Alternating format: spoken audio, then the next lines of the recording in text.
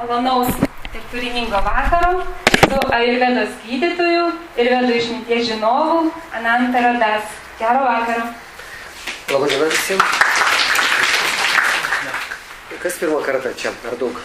Yra žmonių, kas pirmą kartą? Aha, tai visai nedaug. Tai visi mes pažįstame. Man jau pristatė. Smagu, kad atėjo šį, sakykime, jau šiltą vakarą, pavasario. Tema tikrai šiandien įdomi galbūt net ir tiems, kurie jau nebeturės vaikučių, bet galbūt turės anūkų, ar dar kažko. Gal galima viską turėti, teisingai. Tai tema tikrai visiems įdomi, kadangi mes nors kartais jau ir turėjom galbūt kažkas, kažkieno užaugo, kažkieno auga, arba kažkas galbūt neplanuoja, o kažkas galbūt planuoja, tai mes bent sužinosime arba suvoksime, kaip mes patys ateiname į šitą pasaulį, kaip ateis mūsų vaikai, kurių galbūt laukimės, o galbūt patarsim savo vaikams, jeigu jie irgi lauksis, jeigu mes jau esame močiutės ar tėvai. Tema yra labai plati, tiek plati, kad šiandien mes neišnagrinėsim jos. Nežinau, į kiek dalių sudėlioti, ar sekantį kartą dar skaityti, ją ar neskaityti, arba bendrai čia įžengti, nes labai platu, kiek tai būtų įdomu kam. Matot, kad viską atskleisti ir perprasti, tai matyt reikėtų gal poros temų. Tai šiandien, kiek jau spėsim išnagrinėti, kiek spėsim, jūs vis tiek jau suvoksit, kaip viskas vyksta, kad tai nėra taip paprasta, kaip gali iš karto atrodyti. Nors atrodo, ką čia sužinoti, ar ne, vaikai patys kažkaip ateina, ar ne, atneša gandrai, randam ten kopūstų, toj galvoj kažkur, ne? Ar taip? Ne? Čia jokio mokslo lyg tai nereikia. Ir iš viso reikia to skaityti praktiškai. Matyt, kad reikia. Praktinių užsiėmimų mes nedarysim, aišku. Praktinių reikalo, ne? Tai kas praktinių jau norės, galim atskirai, reiškia, seminarą pravesti kažkur kitoje aplinkoje, nes šiandien nėra atitinkamų sąlygų, trūksta, matot. Čia jau kita dalis. Tai šiandien teorinė dalis iš to, kaip pagimdyti, kaip turi ateiti tas vaikutis, iš kur iš vis ateina tokia įžanga. Tai aš remsiuosi Ajurveda, seniausia medicina, kuri labai smulkiai viską prašo. Ajurveda prašo net visą kosmologiją, prašo mus pačius, aprašo Dievą, aprašo materialų ir dvasinį pasaulį. Jeigu mes galvojam, kad Ajurveda vien tik yra labai konkretus, vien tik gydymas, tai jinai duoda visą filosofiją, kuo viskas paremta šitas pasaulis. Ir tada pasidaro viskas aišku, nes taip, be to paaiškinimo filosofinio būtų vien tik sausa kažkas taip. O kai yra filosofinė pusė, tada supranti, kas čia kaip vyksta, kokios čia gyvos būtybės, dėl ko mes kenčiame, dėl ko skausmai, dėl ko mes, sakykime, mirštame, dėl ko sergame, viskas pasidaro aišku.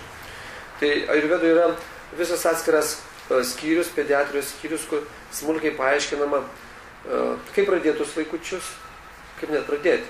Man atrodo, ką čia pradėti, ar ne? Kad ten atsiguliai pradėti, ar ne? Galim ir stovint pradėti, vis taip galim pradėti. Žmonės šiais laikais ko tik neprigalvoja, ar ne? Medžiuose pradeda, ar ne? Suligo kaip bežionėse pradeda. Kadangi tai atsimins visą gyvenimą, tipo, bus įdomu, matot. Žmonės šiais laikais tiek išradingi, kad prikvailioju, kaip, nežinau kaip. Praeikit sėskit kažkur, o paskui graužiasi visą gyvenimą. Kai turim vaikučius, kai jie verkia, kai neklauso mūsų, kartais kažkiek jau paauga, mums patiems gėda pasidaro ir nejauku, reiškia, neišeina tų vaikų sutvarkyti, mes pykstame, nerviname, šaukiam ant jų. Kartais paskui mama, tėtė sako, čia tavo vaikas, tėtė sako mamai, čia tavo vaikas, nei vienas nenori prisimti, pripažinti, kad čia abiejų vaikas, ar ne, nusimesti tą atsakomybę norime, nors tai iš tikrųjų abiejų. Tai va, jeigu mes žinotumėm, mokėtumėm susikurti tą vaikutį, tikrai tą prasme, žinotumėm, kaip jis turi čia ateiti, kaip pasiruošti, nebūtų jokių tų problemų. Tai va, Ajurvedoj smulkiai prašoma, kaip pradėti, kaip pasiruošti, yra visos stadijos surašytos, yra paaiškinta, kokiais etapais, kaip ką daryti, kaip ruošti tą fizinį kūną, visą kitą, kaip psichinį kūną, kaip dvasinį kūną, paaiškinta visos net ceremonijos, net kuria koja į lovą įlipti ir kuria koja išlipti tą dieną, kai mes jau, sakykime, planuosim. Yra palankios, nepalankios dienos, palankios, nepalankios vietos, tiek niuansų, kad reiškia, bet jeigu tai žinotumėm, kada kaip pradėti, kaip nėštumo metu turėtų moteris elgtis, kaip nėštumo metu turėtų elgtis vyras, paskui kaip yra koks pogimdyminis periodas, ką reikia valgyti, kiekvieną mėnesį net išdėliota. 1, 2, 3, 5, 7, 8, 9, 10, kada gimdyti jau reikia. Įsivaizduoju, tai yra mokslas, labai tiksliai, kiekvieną mėnesį, ką daryti, kaip prisižiūrėti moteriai, ką gerti, ką valgyti. Tas nebūtų problemų. Dabar iš esmės, matot, toks periodas sunkus, kūnai mūsų tampa vis silpnesni, mes net natūraliai nebepagimdome tų vaikų, visokie cezarių pjūviai, visokie nuskausminamieji, reiškia, ko tik nėra. Matot, tai visokie, reiškia, inkubatoriai, ne, vaikučiai gimsta, sakykime, priešlaikinis gimdymas neišnešioti, paskui juos jau, sakykime, auginam mėgintuvėliuose, yra spermų bankai, ne, o kiti šis negali susilaukti. Pavyzdžiui, kas savaitę pas mane ateina kokia viena pora, kurie negali susilaukti. Žmonės irgi nežino, kodėl čia taip yra, negali susilaukti. Kartais laukia žmonės 20 metų, atidėlioja, ne, tą pradėjimo procesą, nes, nepalanku, sakykime. Sako, pinigų nėra, vietos nėra, mums karjerą reikia daryti dar kažką. 20 metų nenori, mes dar nepasiruošę. Paskui ateina 40, mes jau norim, turim mašiną, namą, viską turim, pinigų turim, jau dabar naudingas jisai mums. Pradėsim. Bet traukinukas jau beveik nuvažiavo, O 20 metų nenorėjom, kaip dabar išeis čia, ką norim, matot, taip greit nepasikeičia niekas. Reikia laiko, reikia dar vieno gyvenimo praktiškai. Kitam gyvenime duos Dievas, bus tas laikas. Bet mes jau nebetie būsim, matot, kaip įdomiai. Kiekvienas mūsų noras yra įvykdomas, Ajurveda sako. Mes esam kaip sielos, reikia save pažinti kaip sielos. Ten viduj, čia mūsų šalia širdies, tada yra paramatmas. Paramatma tai super siela arba lokalizuota Dievo aspektas, kuris vykdo kiekvieną norą. Todėl su norais reikia atsargiai, ypač vyrams. Nereikia žiūrėti kiekvieną moterį, bus pavasaris, vyrai akis šaudysi. Kaip gražu, paskui galvotais gali suktis ir nukristi, žinot, nutrūkti. Reikia labai atsargiai. Turim žmonai žiūrėkim, jinai gražiausia. Moterim irgi taip pat reiškia, nereikia šiais laikais. Čia matot, viskas surišta su sveikata, su tais pačiais vaikutis. Nereikia moterims jau iki čia vilkti, žinot, čia prasidės. Problemos. Tada vyrai taip ir nuryja visą energiją, paskui yra blogai. Tai kalbant apie Ajurvedą, tai Ajurveda yra tas mokslas, kuris supažindina mūsų ryšius konkrečiai, kaip mes sąveikaujam su supančiu pasauliu. Visus pasauliu, kas mūsų supa, o mūsų supa viskas, matot, tai nėra taip paprasta.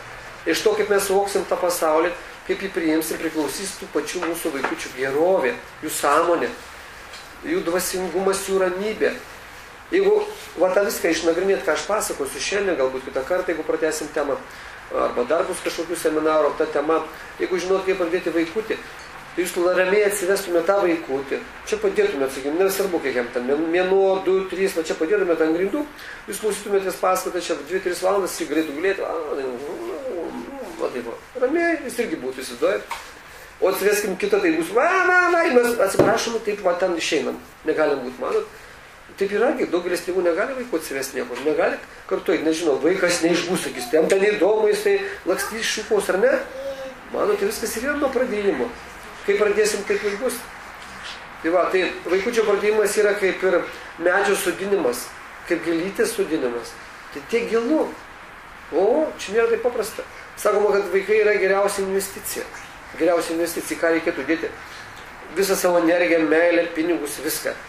Gerai pasodinai, išaugo vaikas, viskas jis mane prižiūrės iš esmės, net materialiai, bus man ramu dėl jo, jeigu jisai bus laimingas ir jam nebus jokių gyvenimo problemų, sveikatos, sakykime, sutrikimų, psichikos sutrikimų, jeigu jis bus laimingas su žmona arba vienas, jeigu gyvens, ten neskabins kiekvieną dieną, mama, man blogai, arba nesirgs. Vaikai serga, mes kenčiame, vaikai gimsta su negale, mes irgi kenčiame, o jeigu vaikas geria, mes kenčiame iki pat mirties. Jeigu geria alkoholį, ta prasme. Šiaip geria, visi mes geriame, ne, kažką tai. Bet jeigu geria alkoholį, viskas. Didžiausia kankinė, aš pažįstu šeimų, kuriems tiems tėvams, sakykime, jau dabar 80 metų, sūnui 60 ir su elgiasi kaip su mažu vaiku. Jis geria, pareina girdos sudaužytos ir mama, daug dalytus nuvažiuoti į stotį. Suprantat?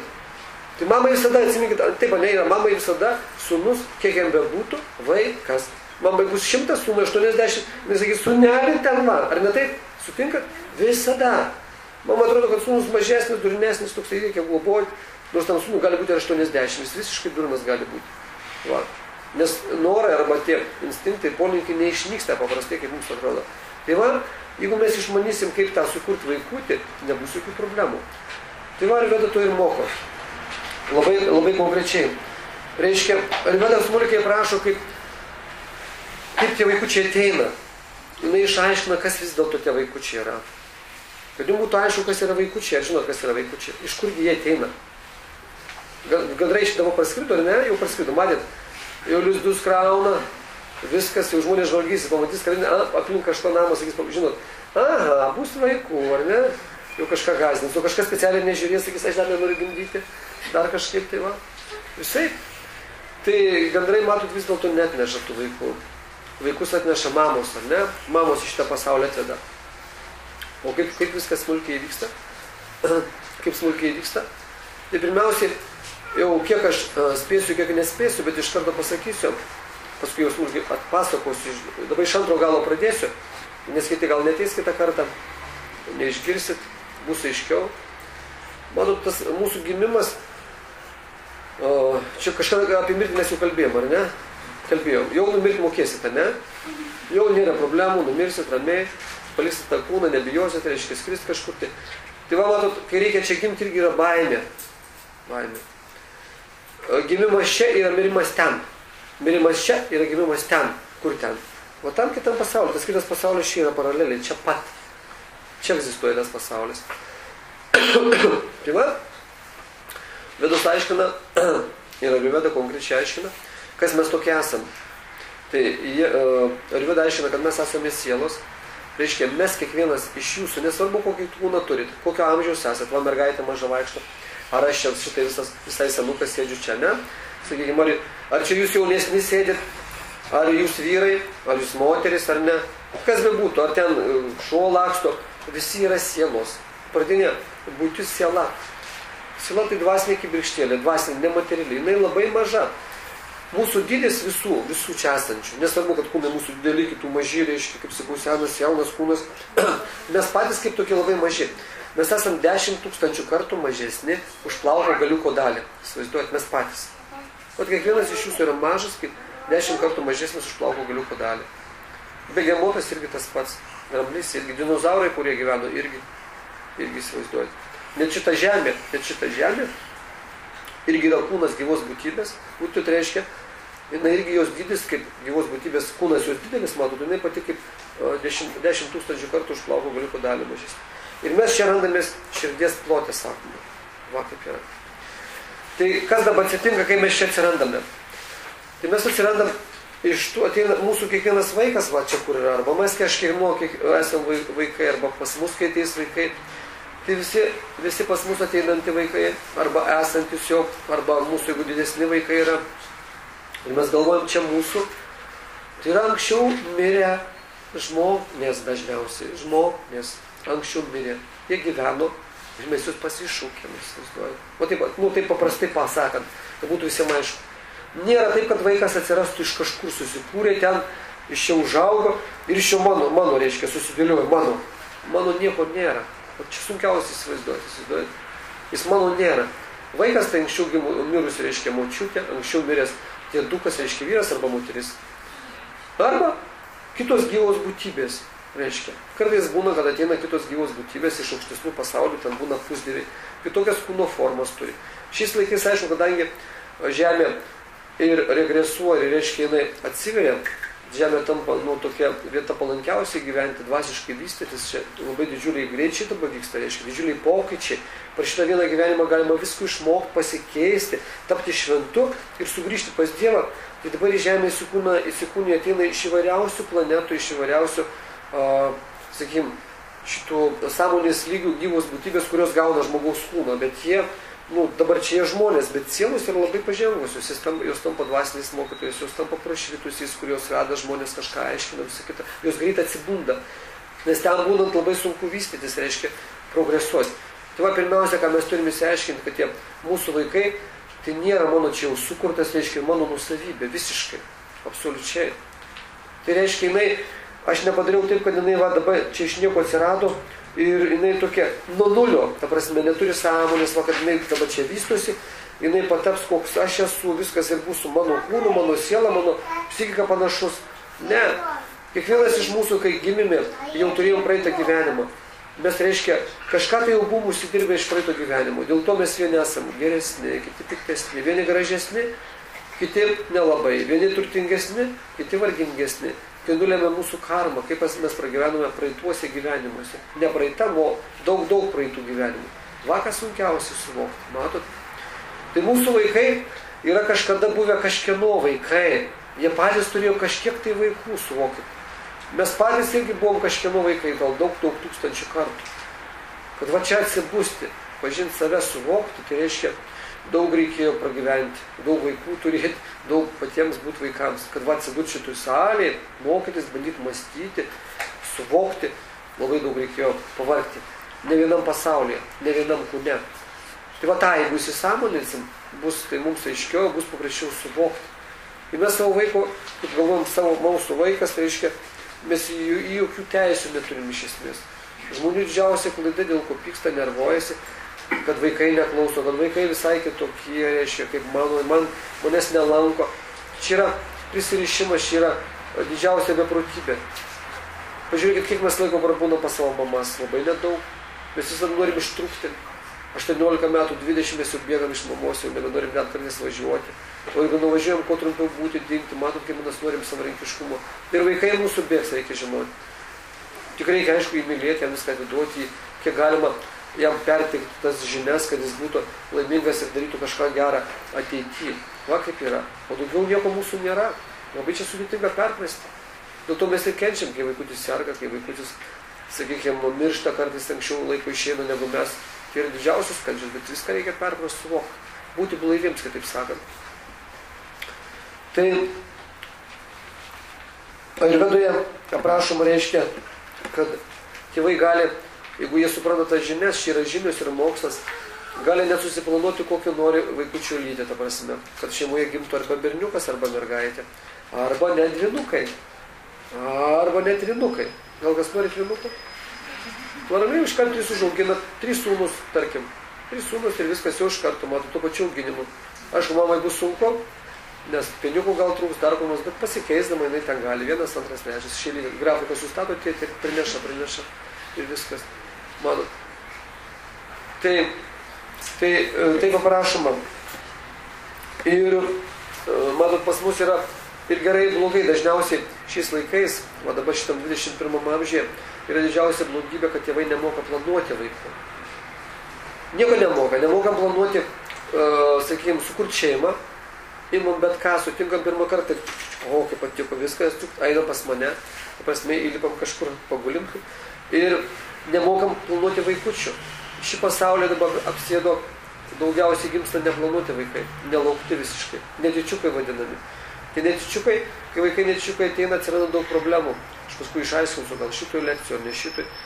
Kodėl vaikai net būnant pas mamą, jau ten kartais viduj žudosi, kartais jie nenori gimti, būna, žinot, Cezario pjūvį, ar ne, arba sako gydytojai sunkus gimdymas. Čia viskas surišta su mumis ir su jais, aišku. Bet čia irgi mokslas, ir viską viską prašo, kodėl taip gimsta, kodėl ne taip, kodėl vaikai kartais gimsta jau sergantis, kodėl kartais jų kūnai kažkokie būna genetiškai pažeidžiami arba su kažkokiais įgimtais, sakykime, kūno defektais. Viskas tam atskleidžiame. Tik reikia nagrinėti, aiškinti ir mes žinosim. Ir sakome, kad šiais laikais atsirado didžiausia problema, kai mes neplanuojam vaikučių, kai jie atsiranda netyčiukai, silpsta tų pačių vaikų fiziniai kūnai. Vaikai darosi vis silpnesni, patys jaučia, tai ne, jau kartais vaikai gimsta su alergija, su kitais, reiškia, kažkokiais trūkumais. Aš turiu, nežinau, beveik kiekvieną dieną tada po vaikutį, kuris serga alergija. Praktiškai yra vaikų, kurie nieko nebegali valgyti. Yra vaikų, kurie valgo vien tik grikius, sakykime, kokius 3-4 metus. Jis nieko daugiau negali tik grikius, arba kartais valgo kažkokius ten konservuotus pieno mišinėlius, dar kažkokius. Nes kokius daro testus, dar alergiškas. Vaikus atveda jie nusikasę, reiškia, krūvinos rankos, veidai, kojas ten nešti. Po 5-6 metus serga. Mamos išvedžiojo po visus gydytojus, ką tik neišbandė, jie serga. Suprantat, kaip masiškai. Visur. Tai kiek pas mane atveda, tai pas mane kiekvieną atveda, nežinau, ne 0,10% nėra, o įsivaizduokit, kiek veda į ligoninės, kiek kitur, kiek neveda namuose gydosi, kiek dar kažkur vedžioja. Masinė problema, matot. Alergija visur. Reiškia, mes nebesutarėm su ta aplinka, mes tampam nebeatsparus, visiškai silpni. Tas silpnesnis pagimdys dar silpnesnę būtybę. Dar daugiau vaikai, reiškia, ateities sirgs, suprantat kaip? O viskas kaip surišta su to, kaip mes suprantame, kaip tos pradėti vaikučius, kaip teisingai maitintis, kaip teisingai elgtis, kaip kalbėti, kaip mąstyti. Nuo to viskas pareina. Va kaip yra. Sakoma, kad anksčiau to nebuvo. Reiškia, vedai sako, kad egzistuoja 4 epochos. Jūs turbūt žinot, Satija juga, reiškia, aukso amžius, Dvapara juga, tai sidabro, Treta juga, tai bronzos amžius ir Kalė, dabar paskutinis amžius. Reiškia. Tais laikais tenais nebuvo tiek problemų, nei su vaikais, nei su augusiais. Žmonės žinojo, laikėsi kažkokių principų, reiškia, pačios gamtos principų, taisyklių, laikėsi religinių principų. Jie, reiškia, nesiskirdavo, neišduodavo šeimų, nelakstydavo kas su bet ko, reiškia, sugulti ar kažką tenais daryti. Reiškia, buvo principai reguliuojantis. Žmonės mokėjo reguliuoti santykius, mokėjo planuoti vaikus. Viskas buvo kitaip. Šiais laikais, reiškia, viskas pasikeitė. Ir vedai šventraščiai prašo, reiškia, kad Kalė epochoje, va šitoje epochoje, kurioje mes gyvename, jinai pakankamai ilga, kad šitoje epochoje vaikai nustos gerbti vyresniosius, reiškia, vaikai nustos gerbti savo tėvus. O kas blogiausia? Kad vaikai praktiškai nebegerbė tėvų. Viskas. Ateina vaikai, sako, mama manęs nesupranta, ten tėtė mane muša, o nesutarė. Žmonos ateina, sako, vyras negerbė, vyras manęs, sakykime, neklauso, ką aš noriu šeimoje padaryti. O vyrai atvirkščiai ateina, sako, su žmona blogai, reiškia.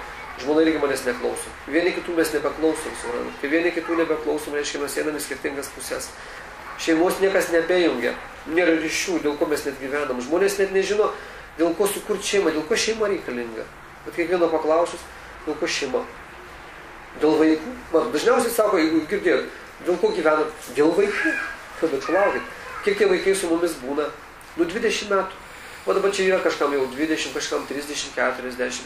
Kas iš jūsų su mama miega? Ar yra kas su mama, kas miega? Nerimtai, miega tam kas su mama. Su tėtė kas miega. Mergaitė, galvoti iš modelio, miega kas su tėtė. Nelabai, o su mama kas nors. Matot, ne vyrų, sakykime, neklausimai su mama miega. Bet mergaitė, moteris, ar miega su mama? Tai manot, irgi niekas nemiega, va? Kas įdomiausia, taip suvokit, kad jūs su mumis vaikai nemiegos. Labai paprasta. Tai mes ten galvojam, vaikas viskas mano. Koks jis mano? Jis irgi taip sakys, mama, ta. Va, yra berniukas, aš su jo. Dar melus, dar nepasakys, koks berniukas, kur, nerodys ar neslėps. Jeigu nėra gerų santykių, jeigu vaikai mumis nepasitikė. Suprantat? Štat moteris turi vystyti tokius santykius su savo dukra, kad jūs paliktų draugėmis ten nuo 15 maždaug metų. Kad ta dukra ateitų visą laiką pasakytų, mama, jau vienas atsirado toksai, vai. Tai pažiūrėk ten va per langą, aš praeisiu, pažiūrėk, ar man tinka. Pasiklaustų patarimo. Mama žiūri ten per langą, koks ten išlys, ar tiks dukrai nereiškia. Koks ten baisus, nebaisus, ar jis apsaugos tą dukrą. Tėvas irgi ten kažkur stebi, reiškia, per žiūroną. Va. Ar jis nekankins tos dukros, reiškia, kas ten gausis, ar apsaugos ją, nes moteris yra gėlytė ir reikia visada saugoti. Nes sakoma, kaip ąsotis pripiltas pilnas vandens ir ne vienas lašas turi nenukreišti. O taip moterį reikia nešioti per gyvenimą. Arba paimti kaip gėlytę, taip nesuspaust, vyrai dažniausiai ima taip putą, ne? Taip ir moteris nori paimti, sulaužo jas, sugadina. Tai va taip yra, čia nuo to reikia pradėti. Tai šiam amžiui nebėra pasitikėjimo, vaikai nebepasitikė tėvais, o tėvai nepasitikė vaikais. Nes veikia dvi energijos šiame Kalė amžiuje. Apgavystė ir kivirčiai. Mes vaikus apgaudinėjom visko prižadam jiems, o vaikais mūsų apgaudinėja, sako, taip buvo mokykloje, taip ten, taip, reiškia viską meluoja. Pavalgiau, sako, ar ne, nusiprausiu, o kaip vaikai prausisi, va. Ne? Va. Taip dažniausiai. Va. Mes vyrą apgaudinėjom, vyras mūsų, viskas, ir pykstamės, vaikai su mumis, mes ant vaikų šaukiam, ar ne? Santykių nebėra. Va kaip yra. Tai šitą pranašystę praktiškai įsipildžius ir pildosi, kad vaikai nebegerbė vyresnių. Jokių pagarbų nebėra. jau senai prasidėjo, pamenat, į autobusą įlipsi, arba mieste pas jūs gal mažai, čia važinė bedesnė mieste, kur Vilnių, Kaune galbūt yra troleibusai. Sėdi vaikai ir ten, tu kareivas, aš neįmas, tu paini, tau neatsistos, neleis vietos atsisėsti, ne? Dar specialiai taip pasitems, reiškia, galva nusuks arba taip naglai, gubo pakrantys ir žiūri, ne? Ko tu čia durnas jį žiūri, ne senas žmogus, tipo, ko tu čia lendi? Stovėk, jeigu stovi, lipai, reiškia, nemaišyk man čia sėdėti. Pagarbos nebelieka niekur. Matot, taip mes išsiugdom, tai taip yra problema, didžiulė problema. Tai Ajurveda sako ir aiškinasi, kas įtakoja vaikų pradėjimą ir kas įtakoja jų sąmonę, kad jie vienokie ar kitokie ateina. Juk jūs matėte daugybę, ne, yra vaikų, kurios mus smagu žiūrėti, tokie ramus, tokie angeliukai, nematėt. Matėt, taip gražu, o gal aš tokį turėčiau, ne? Kad jis būtų veido grožas, proporcingi, arba yra gyvi, va, mergaitė gyva, matot. Pasra gyva, va. Gyva mergaitė, šis aplaukia, matot, va. Kaip iš pieno išplaukusi, ne? Va. Iš tikrųjų, tai čia netyčiukas. Nesvarbu. Netyčiukas tai pripažinote, ne? Matai. Nesvarbu, bet jinai gyva. Matot, kitokia, aišku, nerami, ta prasme, gyva, nerami šiek tiek. Bet tai nieko dar nereiškia. Būna vaikai, kurie, matot, irzlūs pikti, ne? Tai mušasi, man teko stebėti, reiškia, irgi buvo panašiai toks užsiėmimas, kažkada mane pakvietė paskaitą skaityti. Tai berniukas 2 metų nuėjo 5 kartus mergaitę muško. Ta pačia, susirado toj minioji, kokie 10 mergaičių, ir prieina su kažkuo tvoja. O ten mama sėdis, tai atitrūksta nuo jos, o ta mergaitė čia viena, taip, su vaikais, reiškia, prieina jisai ją tvoja. Ten žmonės pradėjo viršti, žinot, 5 kartus atėjo tvojo. Tai pačiai. Ten jau žmonės pradėjo ant mamos šaukti, reiškia, ne? Manot kaip, reiškia, tėvams irgi baisu, nors vaikas dar tik 1,5 metų. Toksai jau charakteris. Praeiti tvoti dar kur nors. Tai reiškia, jis jau tai atsinešė, matot. Jis nepatapo toks. Tai arba tėtė ten namuose tvoja, mamai pamatė, vaikai mėgdžioja, arba matė filmukus, bet vis tik jau toks charakteris. Arba jis buvo praeitam gyvenime toks, arba jaučia energetiškai, reiškia, kad ta mergaitė kažką jam yra blogo padarius. Kažkaip tai. Jis dar prisimena, nebūtinai jinai praeitam gyvenime ta mergaitė. Dabartinė buvo praeitam gyvenime mergaitė. Suprant, ir jaučia tą pyktį, nepykant, jis nesusivaldo. Va kaip yra. Tai pas mus ateina vienokie ar kitokie vaikai. Ir mes arba turėsim su jais problemas, arba neturėsim. Tai vedai sako, ir nusako, kas įtakoja vaikų sąmonę, kad jie yra vienokie ar kitokie. Ir vedai sako, kokie prasmė auklėti nedorybingą žmogų. Įsivaizduojate, kokie prasmė. Ar galima ten usnis, kaip sakant, pakeisti, kad jos taptų, reiškia, vaistažolėmis. Jeigu žmogus gimsta su demonišku charakteriu, labai sunkiai, reiškia, jį pakeisti. Demoniškas charakteris. Jeigu jis atėjo iš žemesniųjų planetų, mes paskui atskleisiu jūs, kaip pažinti žmogų, kuris yra iš aukštesnių planetų atėjęs, kaip žmogų pažinti, kuris yra iš žemiškų planetų, reiškia, žmogaus tipo, ir kurie ateina demonai, ir taip turės tokį pat formą kūno, bet iš demoniškų planetų, jis kitaip elgsis, kitaip gyvens. Matot, mes negalvokim, kad demonai kažkokie turi ragoti, būt su uodegau, čia uodegau, sėdžiu ten, arba čia susikišęs susiraidęs, kažkaip nesimatytų, arba rangai ten, kokie išlinda, dar kažkas, arba kaip slibinas, liepsna, ne? Kūno forma tokia pat bus, bet charakteris lemia, pasirodo, suprantat? Formą mes visą kūną turim tokią pat, bet charakteris lemia, iš kur mes atėjom ir kaip mes čia gyvensim. Va, charakteris, pagal charakterį, pagal elgesį žmogaus galima nusakyti, koks jisai buvo ten tada. Ir ką jis čia gali padaryti, jau galima nuspėti, suprantat? Tai vedai sako, kad visam gimimo procese svarbiausia reikšmė turi vaisiaus užmezgimas. Vaisiaus užmezgimas. Va kaip mes užmezgame tą vaisių. Kaip sėklytę pasodinom, į ką pasodinom, matot? Į kokią dirvą. Ar jinai patrešta, ar jinai išpurenta, ar čia nėra, sakykime, piktžolių, ar čia dar kažko nėra, per daug sausa, per daug šlapia, žiemą netinka laikotarpis, ar ne, va viskas kažkas, kaip mes sodinsime. Tai va kaip vyras sodins tą sėklą į mamą.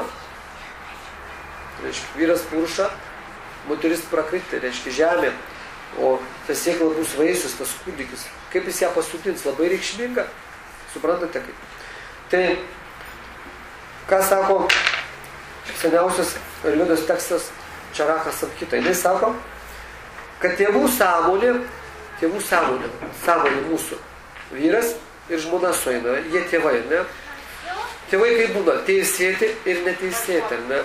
Arba tai būna santuoka jau sudaryta oficialiai ir registruota bažnyčioje, ar ne? Irgi dabar galima teisėti. Arba civilinės metrikacijos biure. Ir dar būna, sakykime, santuoka dvasinė arba tokia materiali, kai vieni mes į tą metrikacijos biurą nuvažiuojam, arba kai mus dar palaimina bažnyčia ar šventyklų jagė atliekama. Tai tas pats. Arba būna, kai mes nei to nedarome. Nei bažnyčioje mes prisiekėm vienas kitam prieš Dievą, nei jagę darom, nei einam į tą metrikacijos biurą, kur mums oficialiai ten paklausia, ar jūs sutinkate, ir mes taip sutinkame. Sakys, pasirašykit, mes pasirašome. Būna vaikučiai, kai gimsta iš tos, sakykime taip, kartu gyvenam, būna vėl įvairūs variantai. Kartu gyvenam kaip draugė su draugu, sakykime, mes neregistruojam nieko, nes taip atrodo paprasčiau, arba to mūsų atrodo nereikia, vėliau susitoksim, taip yra. Arba dažnai moteris pastoja, kai, taip susitikom, patiko, iškia, ten bandėm pasitenkinti labai, šauk naktį arba nešaukti atvirkščiai. Ir jau yra, ką daryti, ne? Ir tai būna, kai išprievartavo, jeigu tokie atvejai, ne? Vėl pagal karmą. Tai matot, ar toks atvejis, kai išprievartavo, ar kai mes pasitenkint norėjom tą berniuką paimą, arba kai prigėrėm, net negalvom, kad vaikų bus, o ne sąmonė. Arba sąmonė, kai mes neregistruota šeima, matot, gyvenim. Arba kai mes šeimoje gyvenam, susitokę, bet irgi neplanavom vaikų, tai atsigulėm, pastojau, sako. Matot, arba mes planuojam. Santuokai viskas, o vis registruota prisiekia, viskas irgi planuojam. Matot, kiek įvairių sąmonės būsenų būna, ne? Tai va, jau jūs galite suvokti pagal tą, kiek čia visokių variantų, koks toks vaikutis ateis. Tai va, nuo tėvų sąmonės lytinio akto metu, kai jie pradeda kurti kūdikį, priklausys kokia teisėla ir koks vaikas bus kokio charakterio. Va.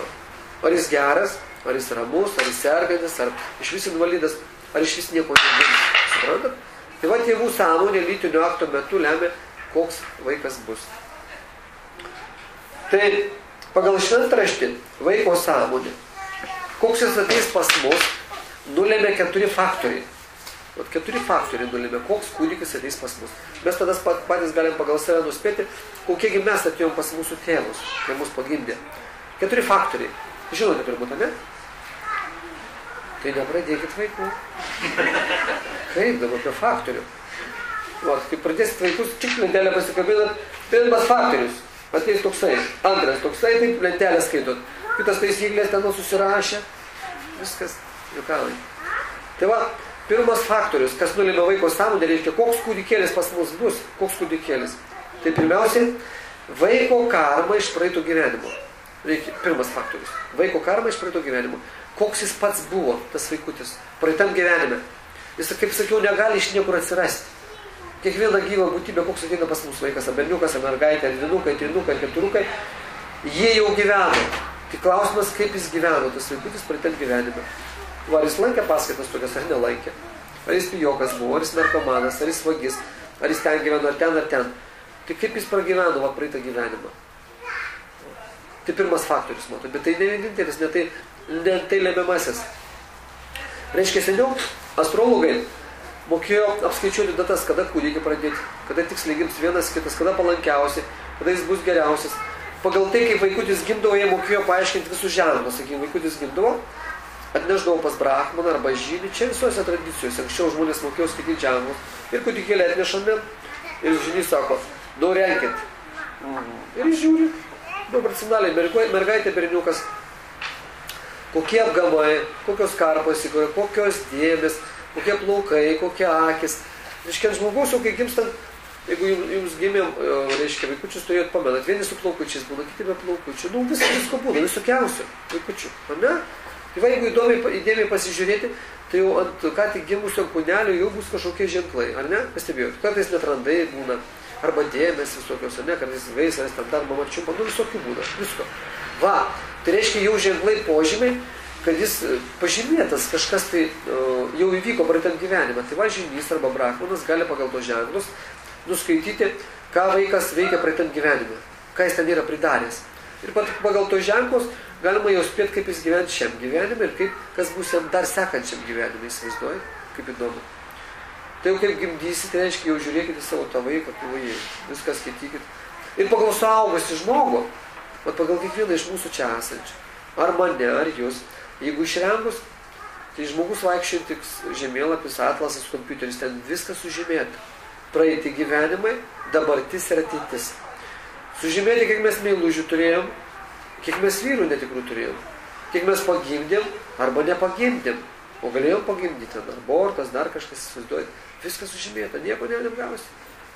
Taip surašyta, kad žmogus vaikščianti knyga, visus lygos surašytos, absoliučiai viskas. Tai va, kas moka skaityti, kas pažįsta, matosi žmogaus. Kai vakare parėsit moteris, jūs pirmiausia vyrus sakyk, nusirenk. Sakyk, noriu padaryti masažą. Va, vėjus parsinešio, sezamų, aš tau padarysiu masažą. Ir vyras patenkinas atsisukus, jūs taip peržiūrėkit iš priekio, apsisukdamas nugarą darysiu masažą. Ir visos tėvydės, ir jeigu jūs ten sakė, kad nieko neturėjo, nieko neturiu, sakykit, o čia kas? Sakys, kas čia? Apgamas, bet ką jis reiškia, brangusis, ką tu čia slepi? Tas, matot, nereiks tikrintų telefonų, kompiuterių, dar pinos. Viskas žymės įsivaizduoja, daug paprasčiau. Nereikia pergyventi. Viskas susirašo. Bet dar geriau, aišku, kad nereikėtų tų ženklų skaityti, kad viskas pas mus būtų tik patys geriausi ženklai, ne? Kad ten turto pakaks ir dvasinės stiprybės, ir sveikatos, ir ilgi gyvenimo metai bus. Tai smagu, nereikia iš jų sekioti. Taip geriausiai gyventi. Tai va, seniau ant kūnų būdavo, viskas būdavo nuskaitoma ir žmonės, reiškia, žinodavo, kaip viskas bus. Tai siela, kai yra vaikutis, kuris atsineša tą, reiškia, karmą, tai reiškia, praeitų gyvenimų savo tos nuopelnus arba nuosmukius, jam dar ten, iki čia gimstant, parodomas visas jo buvęs gyvenimas, reiškia, ką jis prisidarė, ką jis pasidarė. Ir paskui parodomas būsimas gyvenimas. Kaip taisyklė, dar senais laikais, kai žmonės buvo dorybingi, maždaug beveik visi žmonės matė savo ateitį, dar iki čia gimdami. Dabar sakome, kad kadangi žmonės labai užteršti, kalė amžius, maždaug 20% žmonių mato, kas jų laukia šiam gyvenime. Ten būnant, mes matome, kas laukia mūsų gyvenime. Ir apie 20% žmonių turi galimybę įsikūnyti pas vienus ar kitus tėvus. Turi galimybę pasirinkti tėvus. Labai nedaug. 80%, kaip taisyklė, neša, kur jau ten reikia neša. Atitinkamos jėgos, energijos, aukštesnės jėgos nusprendžia neapgimti vienoje ir kitoje šeimoje. Jis nieko neįtakoja. Ten kaip, durnas esi, ta prasme, tu nepaplauksi prieš srovį, šis nieko nepaplauksi. Tave neša, hop, pastokė, va, ir neši, ir viskas, ir gimsti. Tai, sakoma, ten tas rodymas praeito gyvenimo yra kaip teismas, kaip tas paskutinis teismas. Jeigu mes galvojam, kad mes numirsime ir lauksime kažkokių teismų, tai dažniausiai viskas įvyksta ne po kažkiek ten laiko, iš karto įvyksta. Ir ten nulemamas likimas. Likimas, kur aš turėsiu gimti. Ir aprašoma, reiškia, įvairiuose šventraščiuose, traktatuose, Tibeto mirusių knygoje, reiškia, Egipto manuskriptuose, pas kiniečius, kitur, reiškia, Veduose, kad žmogų lyg tai parodomas koridorius, kuriuo jis eina. Ir jis, reiškia, kartais nori vienur ir kitur pasukti. Reiškia, kaip pagal mirtį, kaip kalbėjau, kad galima, rodo ten pilki pasauliai, pilkos spalvos, dar kur ir kartais kažkoks balsas perspėja, kad ten neik, dar kažkur žalias spalvas, gyvūnų spalva, dar kažkur. Tai žmogus kartais ir nori, jis nežino, kadangi tai nežinomybė, neturim patirties, kur ten taip jau gimti ir kur įžengti, reiškia, kaip nepažįstamas pasaulis. Tai didingumos būtybės, balsas arba lydintis mūsų paramatma visada reguliuoja, jis padeda. Jeigu mes švarus buvom geri šiam gyvenime, ten paramatma mums padės ir reiškia atsirinkti tos atitinkamus tėvus, kur mums reikia gimti. Kai mes kartais dabar kažkada atsimenam, kad lyg čia buvau, lyg tai mačiau, lyg tai girdėjau tos įvykius, kartais būna, ar ne? Kažkaip lyg tą žmogų kažkur mačiau, lyg tai žmogus artimas kažkur, ar ne? Tai mes iš esmės, mes matėme daugelį įvykių, o aplinkybių būdami jau ten. Įsivaizduojat, mes kartais čia pražaidžiam tą žaidimą, kuris jau kaip ir įvykęs. Mes gyvenam lyg tai matrico. Jeigu jūs sugebėtumėt atsijungti nuo to pasaulio, nuo tos vaizduogybės, nežinau, taip kaip aš suveikiu, tai viskas jau įvykę, suprantat? Gyvenė jau viskas įvykę. Čia tik taip vaidini, ta prasme. Tas tampa viskas paprasta. Nėra sudėtingų, nieko nepasidaro. Tai mes tai, ką žaidžiam, vadinam gyvenimu, tai kaip ir pražaista jau už mūsų, suprantat? Jeigu žmogus labai tyras, jam parodoma, kad taip bus ir jis sutinka, arba net jeigu nesutinka, jis vis tiek turės taip praeiti. Tai va, kiekvieną dieną mes priimam sprendimus, taip ar kitaip gyventi. Tai ten, kai, reiškia, mus neša kažkur rodo, reikia pasirinkti dorybingus tėvus, dvasingus tėvus. Pasirinkti tą šalį, kur, kaip sakoma, yra bažnyčios šventyklos, nes ten bus dvasingi žmonės. Jeigu gimsime dvasingoje šeimoje, bus daug paprasčiau gyventi, lengviau gyventi. Nebus kančios, tėvai reiškia nebars, bus lengva čia gyventi, bus paprasta. Tai ten mums parodo ir mes galim tai pasirinkti sutikti, kad noriu taip čia gimti, čia būti. Toliau.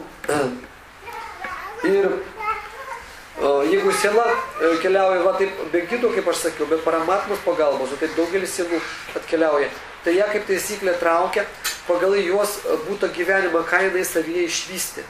Pas sielą yra laimės pojūtis. Laimės pojūtis, pas kiekvieną sielą. Laimės skonis tai yra pasitenkinimo skonis. Ko mes tam gyvenime čia pasitenkinam ir kuo išvystom tas savybės, tai mes ten būdami, kai norėsim gimti, klajosim ieškodami laimės, kur mus trauks. Jeigu mes labai mėgstam valgyti, reiškia, mus trauks ten, kur valgoma. Jeigu mėgom labai seksą, reiškia, mus ten, kai būsim, trauks pasitenkinimo skonis, trauks, kur labiausiai mes iškosim gimti ten, kur labiausiai yra seksas. Jeigu mes labai dvasingi, čia dvasingumą išvystėm, mūsų automatiškai pritrauks tas laimės skonis, va tas pasitenkinimo, kur yra dvasinga, suprantat? Ir ten jau nieko nebegalėsi padaryti. Reiškia. Labai didelis seksas, tai seksu kas labiausiai užsiima? Mes žinom. Kas tokia?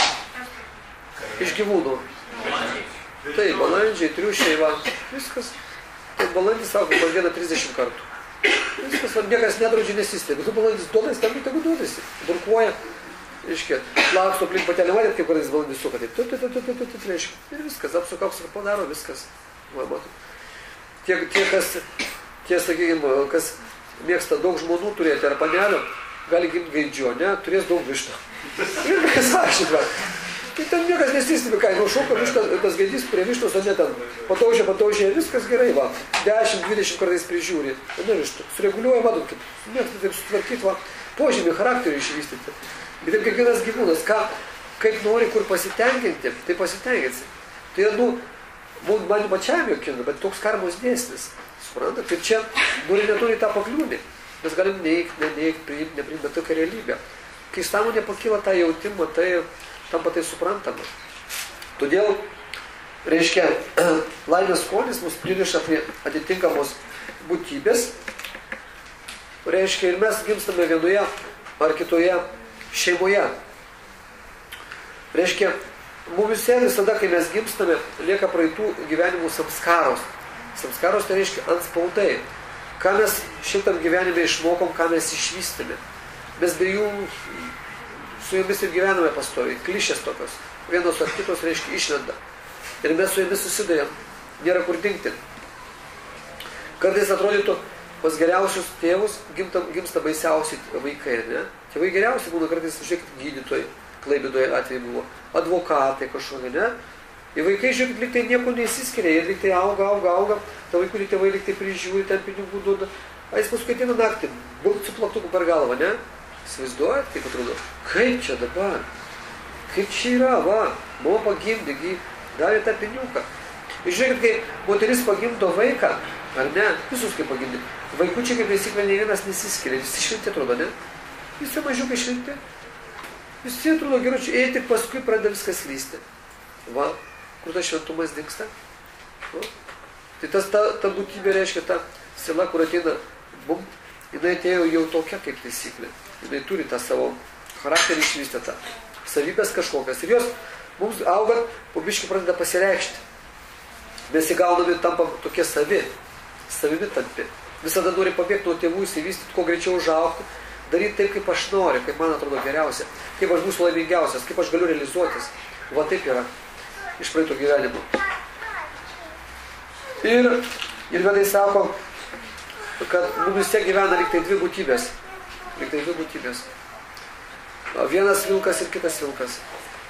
Kartais mes geri, kartais blogi. O taip, va. Kaip svarstyklės, pastoviai sverime, taip elgtis ar ne taip. Ir kokią būtybę mes maitiname, ar tą gerą, ar tą blogą, tokios charakterio savybės pas mus išsivysto. Va kaip yra. Tai nereikia maitinti to blogo vyruko, reiškia, kuris paskui mus pačius suryja. Tai vedai sako, kad vaiko praeito gyvenimo karma labai įtakoja jo šiandieninį gyvenimą. O tos tendencijos, ką jis dabar gyvena, persikels į sekantį gyvenimą. Suprantate? Savo likimo karmą labai sunku pakeisti. Labai sunku. Suvokit, kartais žmonės sako, ten žmona sako, vyrui pasikeisk, sakoma, vaikui pasikeisk, ne? Bet kaip sunku save pakeisti? Labai sunku. Tai jeigu mes save negalim pakeisti, kai mes pakeisim vaiką, kai mes pakeisim tą žmoną arba vyrą pakeisim. Va kaip sudėtinga. Čia karma.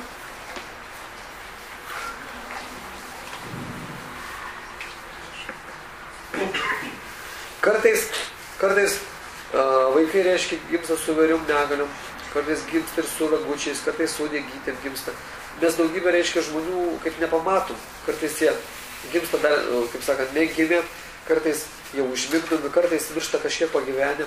Yra net pasaulyje muziejai, kur surinktos visokios būtybės, kurios, sakykime, prasilenkia su visa tikrovė ir mūsų įsivaizdavimu. Mums būtų net baisu žiūrėti, ką žmonės pagimdo. Bet tokios būtybės ateina. Ir kartais tai sakoma, kalti genai, dar kažkas, ten kokie uodega, sparnai, ragai, dar kur. Bet reikia žinoti, arba kartais vaikas neadekvačiai elgiasi mažas, sakykime, išleidžia kažkokius garsus, iš vis kartais net neturi, ta prasme, žmogiškų charakterių bruožų. Jis gali neauksėti, gali 4 vaikščioti, gali dar kažkaip, visokių yra. Nežinau, kaip teko matyti, kaip teko girdėti.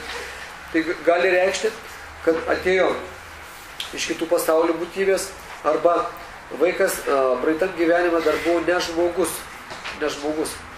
Jo subtilus kūnas, jo charakteris atsinešė, reiškia, atmintį. Subtilus kūnas, reiškia, persikėlė čia iš žmogaus. Jis galėjo praeitam gyvenime paprasčiausiai būti vienas iš kažkokių formų, turėti gyvūno formą. Todėl pas vaikus būna, sakykime, uodegytės, ragiukai, ten sparniukai, dar kažkas. Nematėt? Geriau nematėt. Tai va, tai visko būna, matot, mes kai nežinom, atrodo, nieko nėra, bet viskas yra, visko daug yra.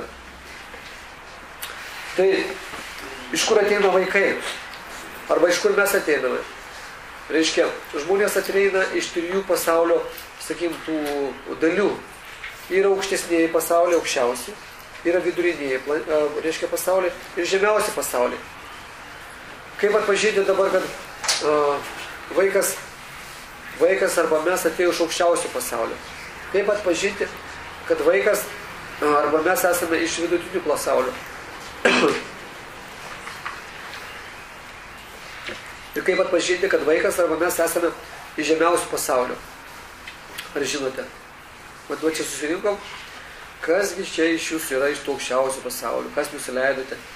Iš ten, kur buvo labai gerai, o čia tas kančias, kad reikia paskatai, ateiti sėdėti, čia klausytis, ar ne. Bet ten tai buvo gerai. Ten aukštai yra gerai, iš tikro. Tai yra charakteristika požymiai. Sakoma, geriausiai atpažinti tą žmogų pagal jo poelgius. Dabar iš čia žmogus, bet jis iš kur atėjo? Ar iš ten aukštai? Iš aukštesnio pasaulio, ar iš žemutinio, ar žemiausio. Tai va viską sprendžia formulės arba tezės, ką jis žmogus tarė ir kaip jis gyvena, kokiais principais. Tai būtybės, kurios dabar turi žmogaus kūną, o tie iš aukštesnių pasaulių, jos vadovaujasi vienu iš principų. Jisai sako tos būtybės arba žmogus, va jūs čia sėdit salė, aš matau, kad jūs visi iš aukščiausio pasaulio, dabar tik neskraidykit, nes aš vienas toks žemiškas, o pas jūs yra daug mistinių galių, sitki. Tai va iš aukščiausio pasaulio žmonės, kurie ateina, gyvena tokiu principu. Aš esu laimingas, kai jūs laimingi. Toks principas.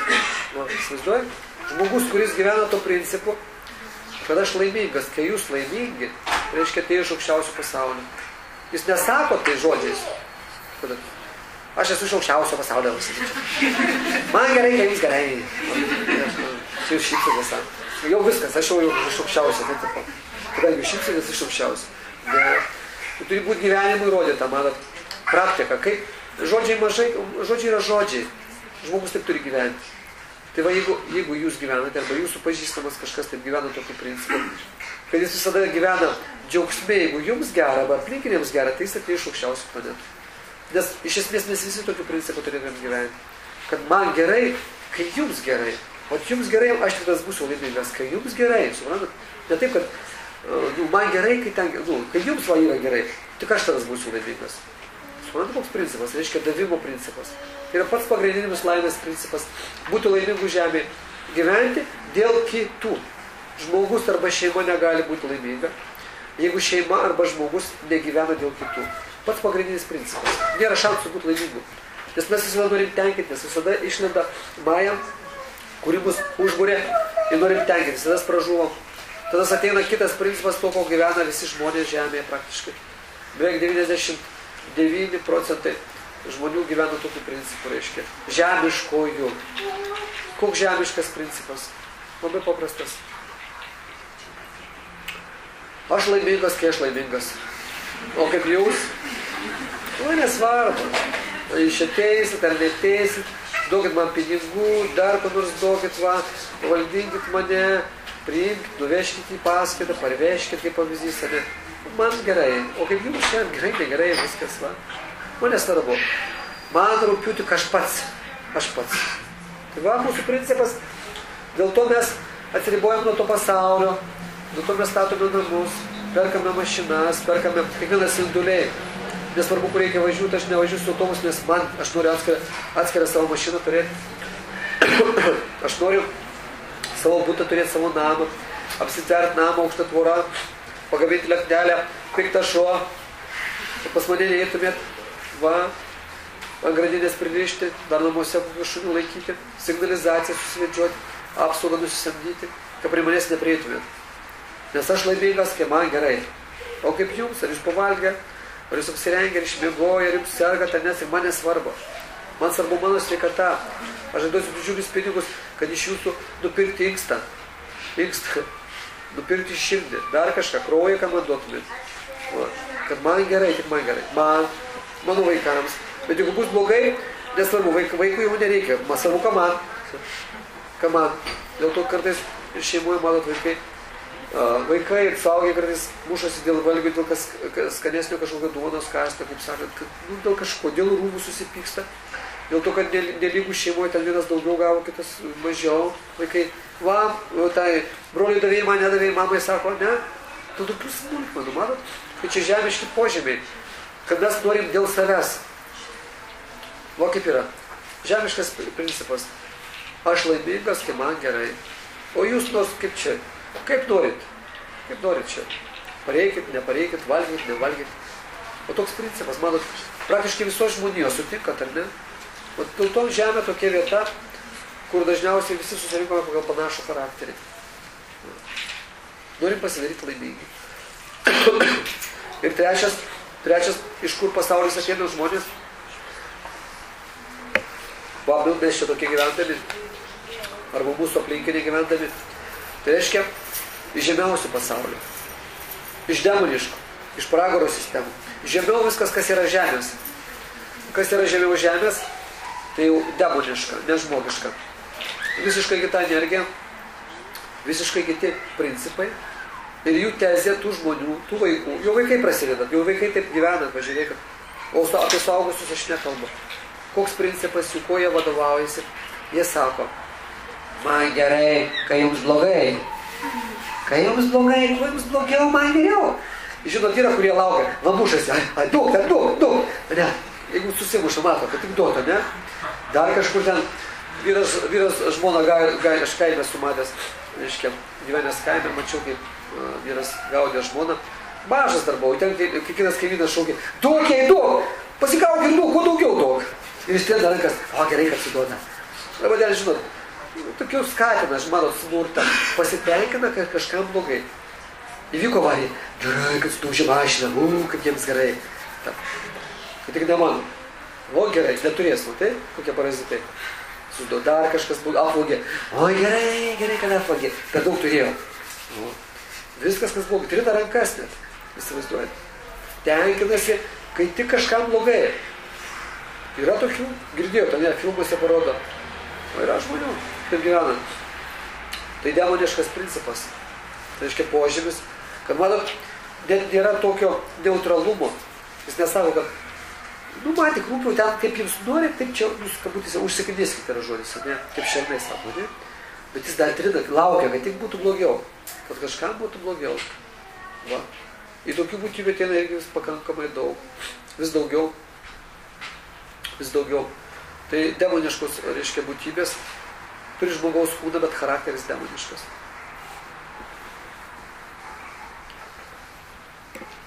Toliau.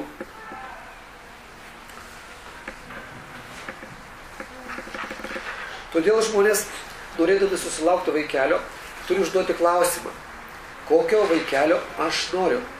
Iš kokio pasaulio aš noriu, kad ta siela ateitų ir būtų mano vaikeliu? Matot? Ar kas taip susimąsto iš vis? Matot, ką dažniausiai? Planuokim vaikelį, planuokim.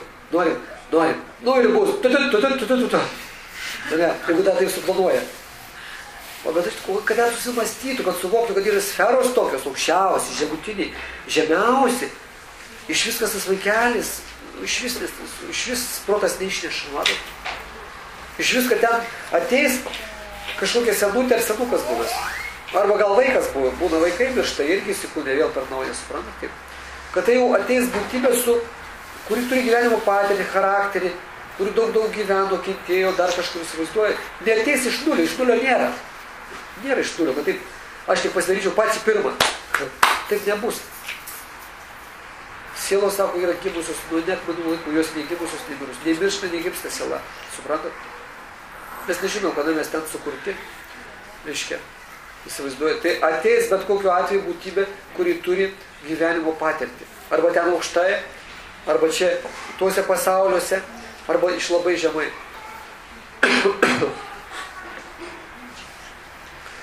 Tai jeigu žmonės lengvabūdžiai, jie neapmasto, reiškia kentės jie patys. Įsivaizduokit, mes malonumo turėsim labai nedaug. Kiek ten to malonumo? Kiek ten moteris šaukia? Neilgai, ne? Jeigu visą naktį šauktų, tai balsų stygaus trūktų, ne? Kaimynai pradėtų langą daužyti duris. Nesmauk ten ją, ar ne? Dar kažką tai. Kiltų pavojus, jeigu labai ten. To smagumo labai nedaug, tam vyrui moteriai, ne? O iš to smagumo, tai 15 sekundžių, 15 minučių, kaip mes susigadinam savo gyvenimą. Nes paskui turim vaikus, dėl kurių kenčiame. O tas malonumas to vakaro, dėl alkoholio, dėl narkotikų, dėl iš vis reiškia, taip, dėl pasimalonimo gali sugriauti visą gyvenimą mūsų. Ir mes kentėsim, jeigu gims demoniškas vaikas. Dėl demoniško vaiko aš pats kentėsiu visą gyvenimą, prakeiks mano giminį net kažkas. Jeigu tas demoniškas vaikas pridarys problemų, sakykim, mano šeimai, kaimynams, aplinkiniam miestui, tautai kartais. Iš kur atsirado visokie Hitleriai, Stalinai, ne? Kiti, sakykime, visokie Napoleonai, kurie išžudė daug žmonių, ar ne? Arba būna, šiaip, sakykime, visokie žmogžudžiai. Tas visiems blogai, o nors iš pradžių, matot, visi gražus, atrodo, buvo tie vaikučiai, mes juos mylėjom. Tai va, kaip svarbu planuoti ir suvokti, kad vaikas tai yra, tai ne šiaip kažkas tai. Tai didžiulė kūryba, didžiulė atsakomybė tėvams. Tai žmonės turi žinoti, kad mes be grubaus šito kūno, be šito, kurie matom, čia yra mašina arba mūsų sielos buveinė, žmogus dar turi subtilų kūną. Tiek moteris, tiek vyras turi subtilų kūną. Subtilus kūnas susideda iš proto, intelekto, netikro ego. Kiekvienas žmogus. Kas yra protas, mes žinome, ne? Va, protaujam. Čia mes dabar esam. Priimam tą informaciją. Intelektą jau ne visi turi. Pas vienus yra intelektas išvystytas, pas kitus labai silpname būvyje. Jeigu kažkas vyrą kviečia pagert, sako, einu malaus išgersim, ne? Ir vyrus, eisiu, nieko čia blogo, alų gerai, ne? Reiškia, intelekto absoliučiai nulis. Nerasti. Nes jeigu pas vyrą yra intelektas, jis čia kviečia išgerti. Jis sakys, einam, bet tu gerti ten alų, o geriau iš viso alaus negerti. Aš išgersiu vas sulčių. Arba iš vis neįsakys, aš negaliu eiti. Yra žmona, darbas, dar panos, kaip aš čia gersiu. Matot? Jeigu vyras nesvarsto, o eina, pas intelekto nėra. Netikras ego pas visus egzistuoja. Netikras ego Tai kad mes įsivaizduojam, kad esame va šitie kūnai, turim savo vardą, pavardę, kad mes Klaipėdoje gyvenam, kad mes lietuviai, mūsų čia viskas brangu, mūsų tėvynė, graži Lietuva, čia lyja, čia uostas, čia dar kažkas, kad čia mano vyras, mano vaikas, čia netikras ego. Jeigu įsižeidžiam, jeigu galvojam, kad mes negražios, arba vyrai galvoja, raumenų nėra, pilvas didelis, oi, tai čia problemų su manim. Reiškia, save smerkiam, pykstam, nervuojamės. Reiškia, netikras ego, viskas, kas su jumis surišta. Jeigu mus įžeidžia kaimynai, vyras, jeigu įžeidžia, vaikai supykdo, čia netikras ego. Trafaretas, mes viską pergyvenam dėl savęs. Čia netikras, o mes esam sielos. Kai jau suprantam, kas yra sielos, dingsta visi tie nerviniai pergyvenimai. Mes viską priimsim kaip yra, blaiviau akim matysim viską. O taip yra. Tai sakome, kad subtiliam lygyje, mes ir grubiam matot lygiai susiliesim, ne? Vyras su moterim, vaikučio pradėjimų metu. Bet mes visada dar susiliečiam ir subtiliam lygyje. Reiškia, apsilgia mūsų protas, intelektas ir tas netikras ego. Lytinio akto metu, pradedant vaikutį. Matot. Tai kitose galbūt paskaitose, jeigu mes dar nagrinėsim, aš išaiškinsiu, kiek mes perimam savybių iš mamos, ką iš kūno dalių perimam iš mamos, iš kokių vidinių organų perimam iš mamos. Matot, Ajurveda viską išaiškina. Ką iš tėvo perimam, mes kažką perimam, įsivaizduojate, yra konkrečiai išvardinta. Ką vaikas savo atsineša, ką perimam iš 3 materialių gūdų, energijų, jis yra durybės energija, sakra, yra aistros radža ir neišmanimo tamo gūdą. Iš energijų mes perimam kažką. Ir ką gaunam iš sėkmės arba iš Dievo, sakykime, kaip laimė kažką gauname. O taip ir susideda to būsimo vaikelio kūnas, sąmonė, visas gyvenimas. Taip mes gauname irgi iš kažko. Tai. Todėl Vedai sako, kad energetinėme lygmenyje abu sutuoktiniai sudaro vieną energetinę struktūrą. Vieną energetinę struktūrą. Vaikutis yra kaip tėvams kaip užmokestis, kokie jie yra. Tai va, kaip mes susijungiam, tai kiek mes esame tvarkingi, mes vaikutį gaunam kaip dovaną. Arba gera dovana, arba labai prasta. Kai mes labai pavydime, eidama pas kažką gimtadienį, galvojam, pinigų nelabai yra, tad ir gaunu 3000, nu ką ten jai nunešti, nu nelabai jau čia ir norisi, nu ką čia pigiau nupirkti. Nu 100 litų per daug, na aš per daug, nu 80 per daug, 260 per daug, gal rasiu kažką iš 30. Ane? Taip kaip pavyzdys galvoju, ne? Tai va, pliusuojam, ką ten nunešti. Tai tam subtiliam pasaulyje pigiai norim nunešti, taip prasidintą vakarą viskas normaliai, kad būtų. Reiškia, taip atnešiau likti kažką tai. Ir didelio galbūt, bet kainą neatspėtų, visą laiką kainas nulupo mane, užbraukam. Nes ir man atnešgi gero, arba atneš irgi nieko gero. Kaip aš tam nešiu geresnį, ne? Tam subtiliam lygmenyje, kaip mes apsijungiam, vyras su moterim, ten irgi viskas supliusuoja. Ten apgaulės nebūna. Jeigu vyras, reiškia, jeigu aš vyras, nesusitvarkęs, durnas, piktas, nervuotas, girtas, ar ne, rūkau, dar ko nors. Jeigu žmona irgi tokia pat panaši, ar ne, tai mūsų pliusuoja. Ten minus. Ir vaikutį tokį duoda. Suprantat? Tai va, vaikutis yra kaip mūsų užmokestis. Kiek mes esame išsivalę, susitvarkę save. Tai užtat, norint pradėti vaikutį, reikia labai save susitvarkyti, reiškia išsivalyti savo sąmonę, pasiruošti, viską paruošti. Tai Ajurveda sako, kad lytinio aktos metu labai svarbu, kokia yra motinos sąmonė.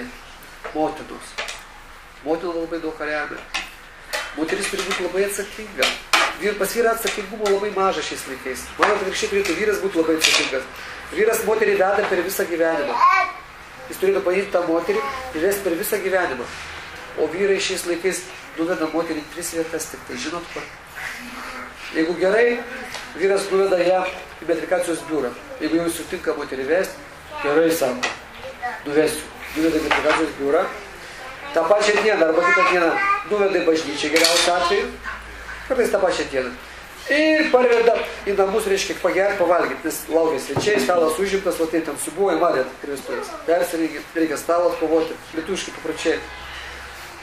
kažkas atiduoda stalą, va, į 3 vietas nuvedė, 3 kampį padarė. Ir vakarė dar į lovą įveda. Opa, gulkis. O ryte viskas, jis jau niekur nebeveda. Nėra kur vesti. Ir mes taip gyvenam. Tokiu plokštumoj. Darbas, namai, darbas, namai, darbas, namai. Kaip? O kaip tam vyrui siūlo pasielgti? Kaip vyrui nesiūlo pasielgti yra. Jeigu jūs tenkina, tai čia nieko nereikia elgtis, reiškia. O vyras pats turėtų žinoti, kad jis turi žmoną vis kiekvieną dieną. Vyras žmonai turi atlikti 3 pareigas. Jeigu jis jums nelieka nei vienos, tai reiškia, vyro nėra. Pirma pareiga – materialinė. Jis reiškia materialiai, turi apsaugoti moterį, tai reiškia materialiai ją išlaikyti. Jeigu to nedaro, tu turi nesigyventi, ne? Taip, iš esmės, tu koks šį vyras. Antras dalykas. Vyras turi duoti moteriai psichinę apsaugą. Psichinį. Reiškia, jis turi sugebėti moterį nuraminti, kokia jinai te būtų durna, kaip jis sako. Oi, durna mano senė. Tai jis durnas. Jisai turi sugebėti taip nuraminti moterį, kad jie visą laiką būtų ramu. Moterį kiekvieną dieną čia atsisuka. Skužino pasileidžia, viskas išbyra. O vyras turi paimti kiekvieną vakarą. Ir tai prisuka. Ir mama, žmona, o taip va. Ir į tai viskas išbyra, moteris vėl naramuota. Į darbą, čia įtaisyti valgyti, kokie parazitai. Eik atsikelti, kiekvieną žarą vaikams kelkis, viskas matot. Ir reiškia atsisuko. Ir vakarį vėl prisuka. Bet jis, mato kaip, kiekvieną dieną. Reiškia, vyras psichiškai ją turi nuraminti. Ramybė turi būti. Jis turi būti tvirtas, jeigu ką pasakė, tą padaro. Moteris už jo kaip už mūro. Jis gali šaukti, verti, ką nori. Jis, mama, ramiai. Aš su tavimi esu. Viskas bus gerai. Mato, taip ir buvo. Taip ir buvo, taip. Žinau. Ir trečia vyro pareiga, dvasinė pareiga. Jis turi moterį nuvesti dvasinį pasaulį. Jis turi moterį žiūrėti kaip, nežinau ką, kaip į deivę. Ją garbinti, ją šlovinti, viską ją atiduoti, visą gyvenimą atiduoti. Ją nutempti dvasinį pasaulį, nes vyras tai gali. O 3 dalykai. Tai vyra, kai sutinka, tai klauskit. Ar turi gyvenimo tikslą? Brangus, jis kažkaip. Pinigų tai turiu? Maža. Mažai dar pinigų. Šiandien turi, to gal neturėsi. Pinigų maža. Matot, dar daugiau turi mane išklausyti. O vyras, kuris turi daug pinigų, kartais bus darbe visą laiką, ne? Aš jau nematysiu, akis pražiūrėsiu. Man reikia ir prisiglausti, ir pasitarti kažką. O taip yra. Pinigų maža. Jeigu net prie mane išklausys, bet niekur neves, reiškia, vis tiek bus konfliktai. Suprantat? Jeigu nėra mūsų šeimoje Dievas, ateis gyvenime išbandymai. Vaikų čia nebus, vaikutis susirgs. Kažkas moterį atakos, gal jeigu moteris graži kiti vyrai, arba vyra atakos kažkokios gražios moteris, arba darbe sunkumai bus, reiškia, jeigu šeimoje nėra Dievo, mes neišlaikysim to išbandymų kaip taisyklė. Bus labai daužysimės kentėsim. Gal išlaikysim, bet gyvensim paskui kaip taisyklė dėl vaikų, dėl to, kad reikia gyventi, nes bendras būtas, bendras namas, geriau gal nesiskirti, pasidaryti aukštais, dar kažkaip suprantat. Niekas nebeilga, nebėra meilės. Tai va, tai toks principas, 3 turi būti kertiniai akmenys. Vyras turi 3 tokias apsaugos moteriai duoti. Tai ką sako Arveda? Kad užuomazgos metu labai svarbu, kokia yra mamos sąmonė. Ką tai reiškia? Tai reiškia, kokį gyvenimą jinai gyvena, ko ji gyvena, ko ji kvėpuoja, kiek jinai pati yra laiminga. Jeigu jinai pati nelaiminga, tai ar vaikutis bus laimingas, ar jinai pasiruošus susilaukti, ar jinai nori. Karais vyrai spaudžia, pagimdyk man sūnų, nebus, išeini su čemodanais. Iš kur yra išeina, pagimdys, nepagimdys. Taigi nuo vyro irgi priklauso gimtas sūnus, kaip gali reikalauti iš viso. Suprantat? Kas ją supa, koks darbas, suprantat, ką jinai dirba, ar jai ten gera, ar malonu, ar jinai eina kaip į kančią darbą. Jūs vaizduokit, kaip moteriai, iš vis, moteris neturėtų iš esmės dirbti, suprantat. Bet dėl to, kad vyrai silpni, nebežino uždirbti, vyras ne namų pastato, nei būtų, bet turi, reiškia, jisai sako, einam abu dirbti, reiškia. Ir abu atsistoja į tą arklą ir arė iš esmės, o tas darbas yra rimas. Ir vyras arklys, ir moteris arklys. Abu arė. Vyras gali atlaikyti darbą ir vakarė pareiti pailsėti, o kaip moteriai darbę atlaiko, pareina namuose vyras, vaikai, visa buitis. Tai kaip jie čia džiuginti šeimą? Kaip čia ją apjungti, kad tai liežuvis laikė kelėdų ištysės. Kupra susilinkė, reiškia, tie moteris visos tokios va. Akis viena ten, kita ten per savaitę. Suprantu, nes jai rūpesčių ir dvigubai daugiau. Nei taip protas neramu, čia kiekvieną dieną atsisuka. Va kaip sudėtinga. Tai kokia aplinka? Toliau, kokius skonius jį mėgsta. Matot? Kokius skonius, reiškia, ką jinai valgo, ką jinai uosto. Kokie aplinko yra, skoniai yra ir va, požiūris, ar man malonu čia su jumis būti. O jeigu moterų kolektyvas, žinot, būna siuvėjos, pardavėjos, vyro kolektyvas moteriškas, kaip sunku, ten, žinot, kalbos, apkalbos, nužiūrėjimai, taip apsirengus, stora plona, plaukų su plaukais, ryža, ten žalia, geltona, kokia bebūtų, vis tiek nužiūrė apkalbą, manot? Ir moteriai va taip, va ten, nejauku. Darbdaviai, jeigu jas spaudžia, 10 darbų užkrauna, ne? Ir dar mažiau moka. Taip, kokia psichinė būklė. O čia reikia vaikutį gimdyti. Kaip jį pradėti? Mano kaip sudėtinga. O jeigu dar gyveni ne pas save namuose, gyveni pas uošvius, ar ne? Kaip ten Anyta žiūrės. Mano kaip sudėtinga. Pas mane dabar dariau stovyklą savaitgalį. Buvo viena atvažiavusi moteris iš Olandijos. Pasakojau, kaip ją Anyta priėmė tenais. Baisu, reiškia, sūnus pripasakojo giminė. Tas jos vyras, reiškia, jos sūnus pripasakojo jos. Tai Anyta net vestuvių dieną jos nesveikino. Martė atėjo dėja pasveikti, ligonė būna, sako, net nesikėlė. Netrukdyk dabar aš čia suvalgo, net neišvarė. O Martė sako, aš atsistoju ten, ar reikia dėti, ką čia dabar daryti, reiškia, nu neišvaro, net nepriima. Suprantu kaip? Vat kaip čia, kokia būsena psichinė, ne? Kaip tą vaikutį pradėti paskui? Jeigu gyveni dar pas tokius. O kiek sudėtinga, kiek klausimų, matot? Ko moteris maitinasi, koks maistas?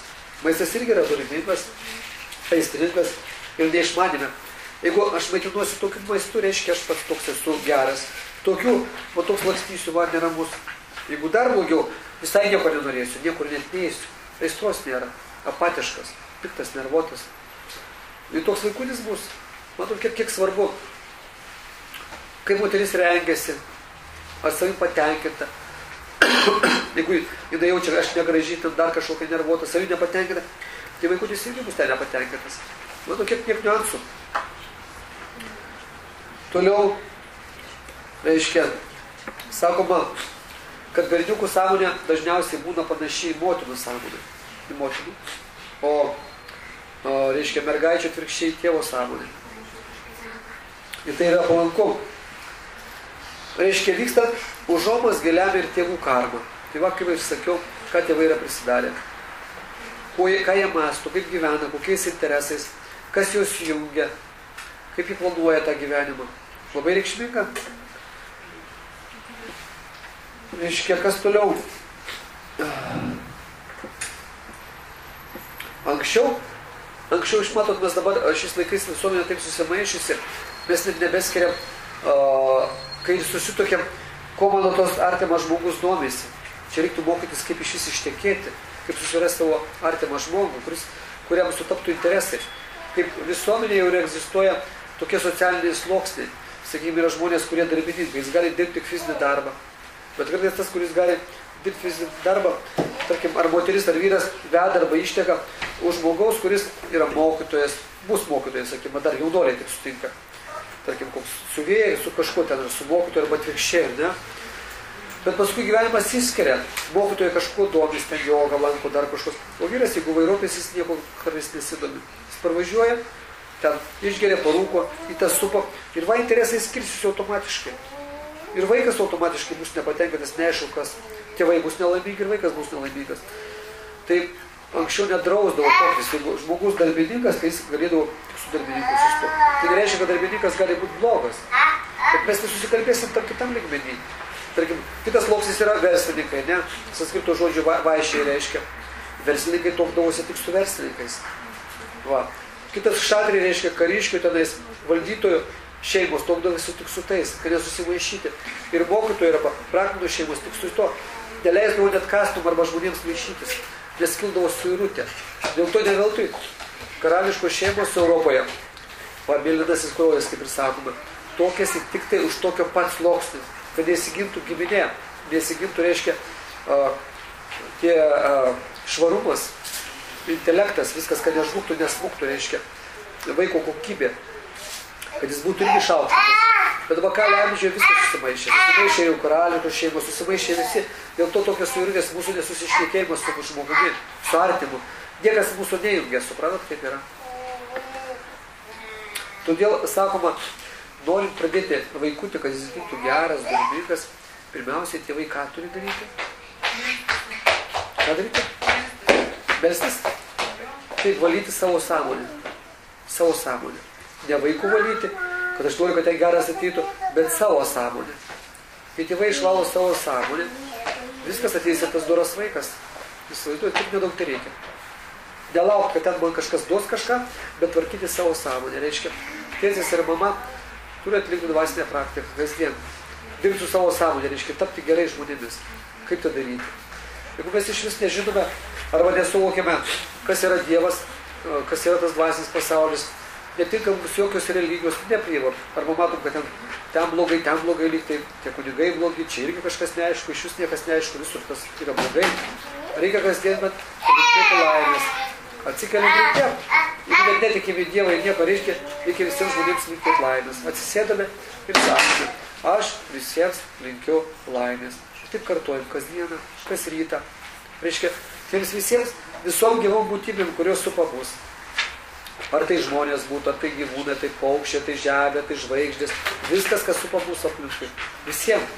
Aš kai linkiu laimės, jeigu aš linkiu ar ne, ta laimė eina bet kur, va, kiekvieną tą daiktą atsimušam ir iš ten grįžta pas mane. Jeigu taip kasdien mes linkėtume laimės, 2, 3, 5 minutės, 10, 15, 20 minučių, ar ne, 108 kartus, įsivaizduokit, kokie mes pataptumėm geri. Nes laimės, kai linkim, automatiškai mažiau pyksti. Paskui, kai norėsite kažko pagausti, taigi aš linkiau visiems laimės, taigi čia ne mano priešas, suprantat? Kinta sąmonė, tai jau dvasinė energija.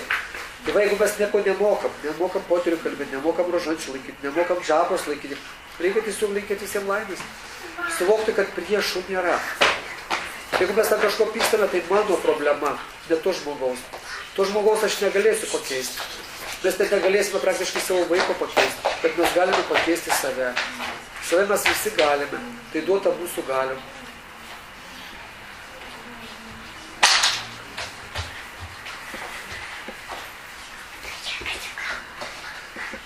Ir norint turėti vaikutį, reikia suvokti, kam tas vaikutis man reikalingas. Ką aš su juo darysiu. Dažniausiai kodėl?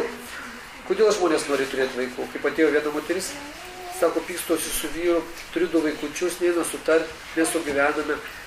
Sako, aš nusprendžiu dar kartą pagimdyti, gal tada sutarsiu. Gal tada susitarsiu su vyru. Tai kvaila, jeigu su 2, kai 2 vaikučius turiu, man eina susitarti, tai negi aš sutarsiu, kai bus jau 3. Dar daugiau problemų. Aš jau dabar esu pavargus, juos atiduodu į vaikų darželį, nes man jie trukdo, aš jau negaliu jų auklėti, nervojus. Tai kai bus 3, viskas. Sveikatos, sako, neturiu, tai atsiras sveikata, kai 3 bus. Bet negalima pradėti, jeigu yra tokia sveikata. Vedai sako, Paterių Veda nubrėžė labai tikslius kanonus, reiškia, kaip susitvarkyti savo kūną, kad būtumėm sveiki. Sako, kad norint pradėti vaikutį.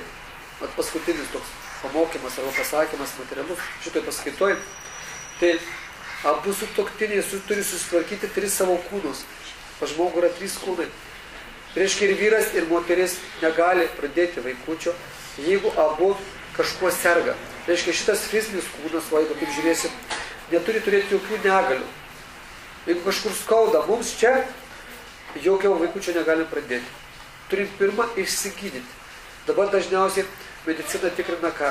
Moterį, ar ne? Jie ten varto, fotografuoja, kilnuoja ant krano, ne? Taip sakykime, pavyzdys. Kaip tik nori su ją daro, atsit, kad jinai būtų sveika, bet o vyrą. O vyrui irgi reikia tas pats. Jie irgi tas pats galioja. Jeigu nors vienas iš sutuoktinių serga, vaikučių pradėti negalima. Reiškia, abu turi išsigydyti. Antras dalykas, tai būti sveiki, matot, kad vaikutį pradėti. Pirmas principas. Antras principas, kad pradėti vaikutį, mes turim sutvarkyti savo psichinį, emocinį kūną. Tai reiškia protą, kad čia būtų ramu. Kad čia ramu. Jeigu neramu, jeigu ten darbe neaišku, mes ginčiamės, ar bus atleisti iš darbo, netenkam darbo, sakykim, nesutarėm su kažko, su kaimynai, su uošvė, su šunim, kažkokį, mes savo, sakykim, reikia kiekvieną dieną nervina mane.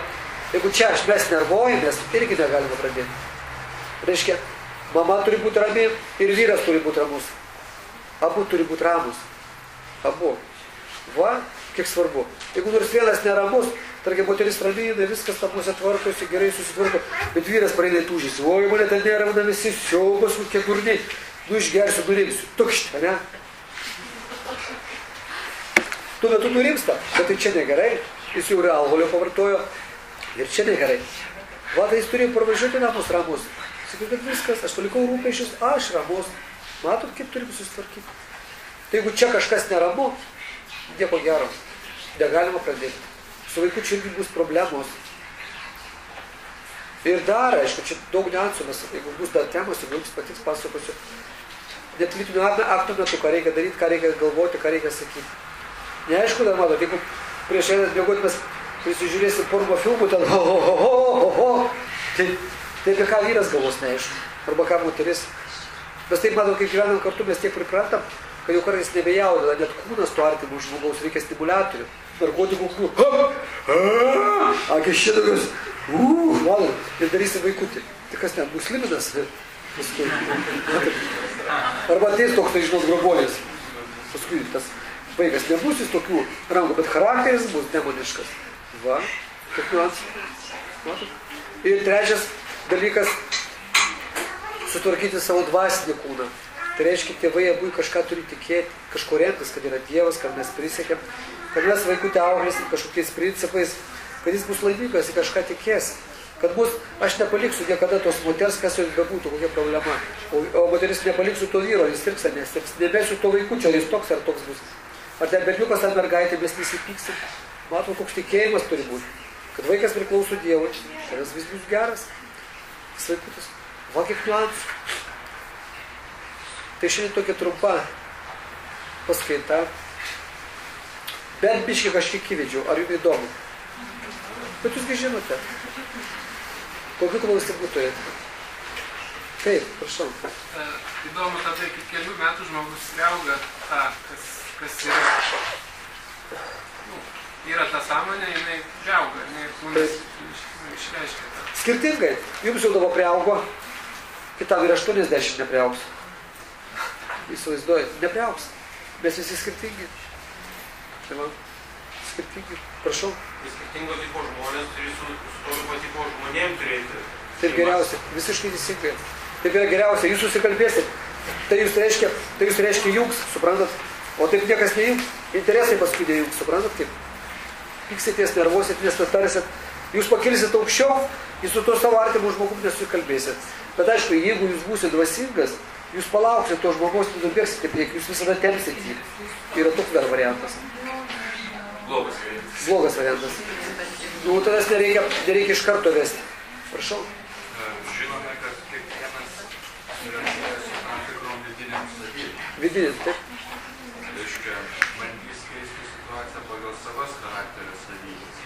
Savo gyvenimą. O kas jeigu vaiko charakteris ir vidus nedidelė tėvų vidinė savybė. Kaip vaikui būti savimi? Tai matot, vaikas paskui pasireiškia, jis vis tiek, kad bus kažkuria minutė. Vieni jau nuo pat mažumės, kiti 10, 15, 20, 30 metų žmogus kartais prabunda. Atbuda ir atrodo, viskas sako, reikia keisti. Kai save jis atbudo. Tuo metu, kai jis jau eina į dvasingumą, jeigu supranta, jis atbudo. Kitas 30, kitas 40, kitas 50. Kas dėl vaiko? Vaikas, matot, visada praktiškai elgsis pagal tai, kaip elgiasi tėvai šeimoje. Vaiko auklėjimas susideda iš to, kaip mama elgiasi su tėte, o kaip tėtė elgiasi su mama. Vaikas visada, reiškia, kopijuoja tėvų veiksmus. Tai reiškia, jis kopijuos tos veiksmus ne tik, ką mes šeimoje darome, bet ką mes darome ir už šeimos ribų. Tėvas gali negerti šeimoje, jis ten išgeria, darbe lausia pareina. Labas, mama, aš čia namuose negeriu, pavyzdys, ne? Bet jis ten geria, reiškia, vaikų viskas persiauda. Subtiliame lygmenyje. Subtiliame lygmenyje nėra sienų.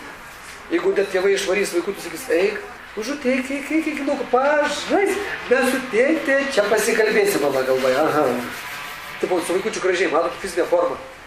Bet vidinė nuostata, aš tam vyrui parodysiu, dabar tai jis išės, pradėsiu šaukt, gal neduosiu su kažko, su šlepetė per galvą. Suprant, nuostata tokia. Vaikas išeina, o nuostata jos, matot kokia, visas persiduoda, jisai jaučia tą energiją. Paskui, jeigu bus kitos temos, jeigu įdomu, jeigu dar skaitysim, pagal šitą temą aš papasakosiu, kokius virpesius, kada vaikas ten atsibūda, kada pajaučia, kas būna pirmo mėnesį, antrą, trečią, kai formuojasi. Jis viską supranta. Kaip ateina iš vis siela, per ką ateina, kaip pakliūna, kaip darosi tas procesas. Jeigu įdomu dar kokią temą. Aišku. Taip. Ar visais atvejais Pastėjaus ateina priešai? Priešai? Ne, kodėl Pastėjaus ateina? Nebūtinai. Tai mes ką patys prisišūkė. Dažnai ateina, vaikai ateina mūsų skolininkai. Mes nesugebėjom šiam gyvenime kažkam atiduoti skolas. Ateina mūsų skolininkai ir mes tuos vaikučius nešiodami grąžinam skolą.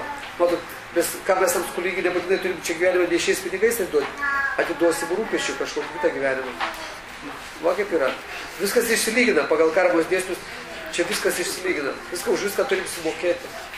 Prašau. Taip. Kokia palanki veikla vyrui, bet skrai moteriai prieš saką ir vyrą įsikviesti vaikų gydymus? Kokia palanki veikla? Mano pati palankiausia veikla yra visa sistema, aš kitą kartą perskaitysiu, kaip reikia ruoštis, ką valgyti, kada yra palankiausios dienos mergaitė, berniukui pradėti.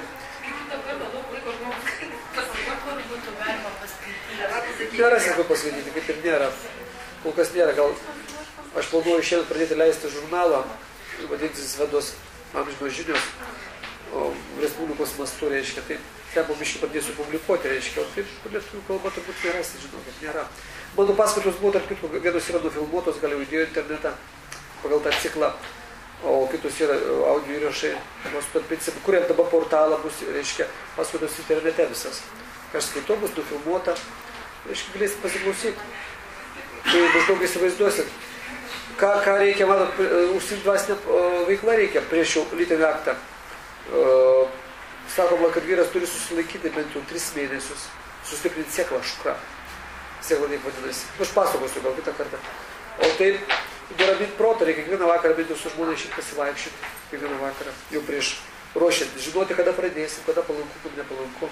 Valandos yra lygotis, kada palanku, matot. Papasakosiu gal kitą kartą. Nes o taip, valyti save, sąmonę nuraminti, pakeisti save. Veikla ten, kur nesurišta su smurtu. Jeigu žinot, kalėjime dirbsit, labai sudėtinga, ar ne? Ten va, policijoje dirbsit arba dar kažkur, žinot, labai, kaip įsiaudrinęs žmogus, pyksti kažkur. Ten gaisrininkų kokią gal baimę, matot, reikia nurimti. Nes stresinės situacijos. Skerdyklai kažkokioje, ten reiškia, arba vištum galvas kaposim. Labai sudėtinga, matot, kaip. Visokių yra profesijų. Tai reikia rinktis, ar jau tas sako, nereikėtų pradėti jokio darbo, jeigu jis nenukreiptas visų gyvų būtybių gėriui. Net darbo tokio negalime pradėti. Ir taip mes gaunam karminės reakcijas. Paskui kenčia. Va, taip yra. Yra net metodika, kiek kartų, sakykime, ar džapos, ar poterių reikia sukalbėti prieš pradėti kreipti. Nes lytinis aktas yra šventas aktas. Reiškia, lems, ką mes turėsim. Kokių dar klausimų? Prašau. Jeigu viską teisingai padarai, ateina šventą asmenybę. Visiškai teisingai? Pavyzdžiui, jeigu nori šatrijaus, tai reikia biškai nesilaikysim, ar? Tai jūs norėkit brahmono, manot, jau to dvasingo žmogaus. Manot, jeigu mes pradėsim gerą sūnus ateis dvasingas, tai sakoma, jeigu tėvas nespėjo išvesti žmoną iš gyvenimo, į dvasinį pasaulį nuves pas Dievą, tai sūnus nuves. Jeigu kuo geresnis sūnus, to šventesnis, jisai nuves tėvus. Nes jeigu jo sūnus, jisai jam neišės, jo sūnus nuves. Jeigu jo sūnų neišės, jo, reiškia, mano vaikų vaikaičiai, iki 7 kartos galioja. Tas žmogus, sakykime, man 7 kartoj gal taip išės tik tai pagimdyti mano vaikų vaikaičiams, reiškia tą gerą dievišką vaiką, kuris išves į priekį 7 kartas, ir atgal 7 kartas. Tai reiškia 1000 žmonių jis gali išvesti. Vieną asmenybę. Į dvasinį pasaulį nesvarbu, kokie mes jau čia buvome mes, tėvai. Va kiek dvasinį praktikų svarbu turėti dvasingus vaikus. Jeigu gerai suprantu, tai silpni tėvai gali pagimdyti labai stiprų vaiką. Silpni tėvai? Taip. Kuo silpni? Pabūdų ir pradėjau užsiimti dvasinę praktiką. Aišku, taip, kas galbūt, aišku, gali. Jūs pasižiūrėkite, ir aš jau mačiau, ne tik Lietuvoje, užsienį mačiau, bet ir Lietuvoje yra, jau tie, kurie gimdo tuos dormingus vaikus. Jie visai kitokie. Jie visai kitokių sąmonė auga, kad jis sako, sakykite, Nantarė, ką jam patarnauti, ką padėti, tokias mergaitės. Duokit mums darbą. Suprantat, tokie angeliukai vaikšto. Tokių yra vaikų, jau dabar yra. Jeigu sakė, kitokių sąmonėje pradėti, jie net nesupranta ten kažko, tai reiškia. Arba viena šeima iš užsienio grįžo, parvažiavo ir sako, pas senelę nuvažiavo valgyti. Berniukui 2 metai, toksai dariukas. Ir ta moteris pasakoja, mama jo. Sako, aš kambarį sėdžiu, jis girdžiu kažką su senelė, su seneliu kalba. Sako, girdžiu, berniukas sako 2 metų, senelė nevalgyk tos mėsytės, čiagi smurtas, nu ką tu čia galvoji, sako, taigi čia vaikščiojo viniukas ar ten zuikutis, tu dabar valgy, kažkas tu pjaunai valgai, sako, nu kaip čia senelė, sako, normalių maisto yra, nu pažiūrėk, kaip aš savo valgo, kaip mano tėtė valgo, moteris siaubo, sako, jeigu tėvas daug pagalvos, kad aš primokiau, reiškia, tas dar kur nors išauklė senelė. Berniukas. Bet vaikas sako, nu mes pakentėsim, aišku, tau ne iš karto čia išeis, sako, bet po biškį tu pastaisysis. Suprantate, sako, vojei, sako, niekas mokė, nei ten kalbėjo. Matot, vaikas taip jau išugdytas, šitai jis jaučia, matė, jis pasikeitęs ir jis jau pamokslauja arba moko tą senelį. Suprantate, kaip yra. Tai va, visai kitokie vaikai ateina jau dabar. Keičiasi kartos. Mums tai dar kaip naujiena, kaip istorija, kaip pasakoja, bet tai matot, už 56 metų pasikeis viskas. Tai prabunda visuomenė, taip jinai nuosekliai. Nuo mūsų vaikų, kokius mes pagimdome. Kas dar? Tai ačiū, kad atėjote, žinau, kada bus kita paskaita. Mes dabar tradiciškai atsigersim arbatos, suvalgysim pyrago ir kas dar, ką norėt pasakyti, Davida? Dėkuoju jums už paskaitą. Tai nežinau, ar patiko kiek čia.